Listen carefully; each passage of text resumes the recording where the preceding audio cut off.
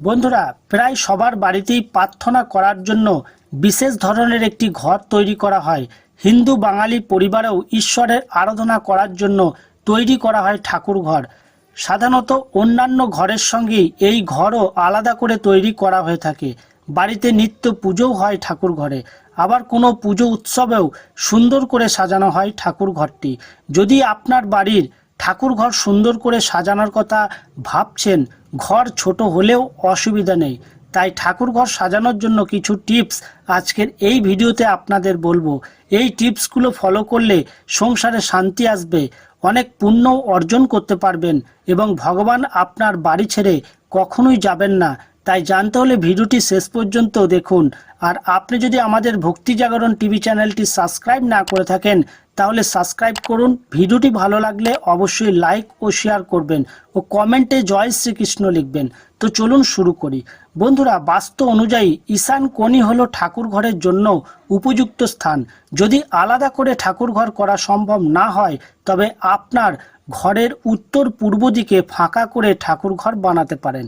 বন্ধুরা, ঠাকুর ঘরের রং সবসময় সাদা, হালকা নীল বা হালকা হলুদ করবেন। বন্ধুরা, ঠাকুরকে কখনো মাটিতে রাখবেন না, চেষ্টা করবেন একটি কাঠের সিংহাসন বা শ্বেত পাথরের সিংহাসন কেনার। তারপর ওই সিংহাসনের মধ্যে ঠাকুরকে রাখবেন। আপনার ঠাকুর ঘর ছোট হলে ছোট সিংহাসন নিয়ে আসবেন এবং সিংহাসনটিকে এলইডি টুনি লাইট দিয়ে সাজিয়ে দেবেন এবং সিংহাসনের সামনে অবশ্যই একটি সুতির হালকা রঙের পর্দা লাগিয়ে রাখবেন। ঠাকুর ঘরের মেঝেতে অবশ্যই আলপনা দিয়ে সাজিয়ে দেবেন। ঠাকুর ঘরে ঠাকুরকে প্রদীপ দেখানোর পর প্রদীপের মুখ সব সময় পূর্ব বা দক্ষিণ দিকে করে রাখবেন এবং ভুলেও প্রদীপ মাটিতে রাখবেন না, সব সময় প্রদীপ দানের উপর রাখবেন। আপনার ঠাকুর ঘরে যে সকল ঠাকুরের মূর্তি বা ছবি আছে মনে রাখবেন তা যেন 2 ইঞ্চি থেকে 9 ইঞ্চির মধ্যে হয়। তা না হলে বাড়িতে অশুভ শক্তির প্রভাব বৃদ্ধি পাবে, এমনকি দুর্ঘটনা ঘটতে পারে। এছাড়া নজর রাখতে হবে ঠাকুরের মূর্তি বা ছবি যেন উত্তর ও পশ্চিম দিকে না থাকে। ঠাকুর ঘরে কোনো মূর্তি যেন একে অপরের মুখোমুখি না থাকে এবং একই দেবতার বিভিন্ন রূপ মূর্তিও যেন না থাকে। সেই সঙ্গে আরেকটি জিনিসের উপর বিশেষ করে নজর রাখতে হবে, যাতে ঠাকুরের মূর্তি বা ছবি দেয়ালে গায়ে না ঠেকে থাকে।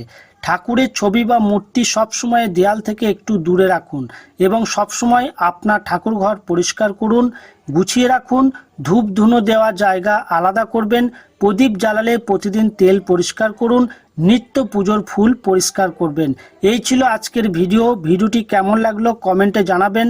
ভালো লাগলে লাইক ও শেয়ার করবেন এবং আমাদের চ্যানেলটি সাবস্ক্রাইব না করে থাকলে চ্যানেলটি সাবস্ক্রাইব করবেন। তো আজ এখানেই শেষ করলাম। সবাই ভালো থাকবেন, সুস্থ থাকবেন। হরে কৃষ্ণ।